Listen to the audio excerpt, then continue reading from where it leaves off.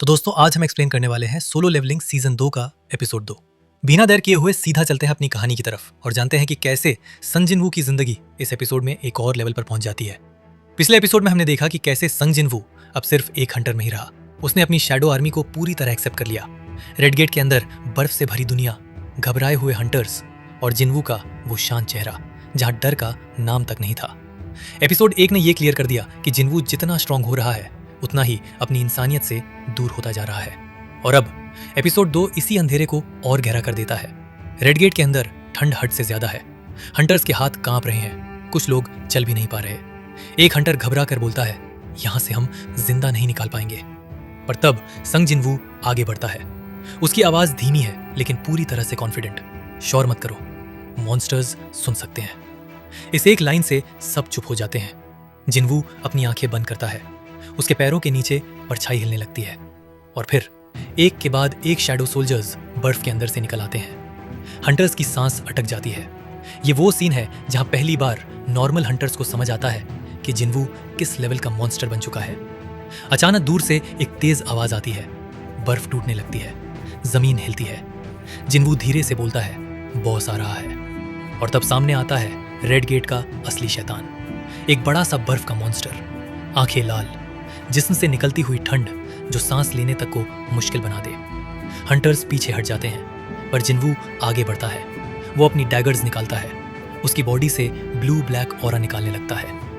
यहाँ हमें एक इंपॉर्टेंट बात समझ आती है, जिनवू फाइट को एंजॉय नहीं करता, वो बस खुद को एक्सेप्ट कर रहा है। फाइट शुरू होती है। मॉन्स्टर एक ही अटैक में बर्फ का तूफान खड़ा कर देता है पर जिनवू गायब हो जाता है। शैडो एक्सचेंज, वो मॉन्स्टर के पीछे अपीयर होता है और सीधा नेक पर वार करता है। मॉन्स्टर चिल्लाता है, पूरी रेड गेट गूंज उठती है। शैडो सोल्जर्स चारों तरफ से अटैक करते हैं। ये फाइट सिर्फ स्ट्रेंथ की नहीं, ये कंट्रोल की फाइट है और जिनवू हर सेकंड ज्यादा काम होता जा रहा है।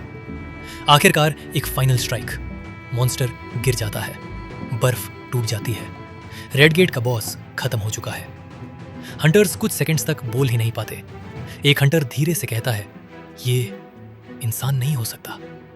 जिनवू मॉन्स्टर की लाश के पास जाता है, वो हाथ उठाता है और वही शब्द फिर से, उठो। इस बार मॉन्स्टर भी शैडो बनकर खड़ा हो जाता है। यहीं एपिसोड 2 एक बहुत गहरी बात बताता है। जिनवू अब सिर्फ मॉन्स्टर्स को नहीं मार रहा, वो उन्हें अपना बना रहा है। गेट धीरे धीरे बंद होने लगता है। हंटर्स जिंदा बच जाते हैं पर उनके चेहरों पर खुशी नहीं, सिर्फ डर है, क्योंकि अब उन्होंने देख लिया है कि दुनिया का सबसे खतरनाक चीज गेट के अंदर नहीं, उनके साथ खड़ा था।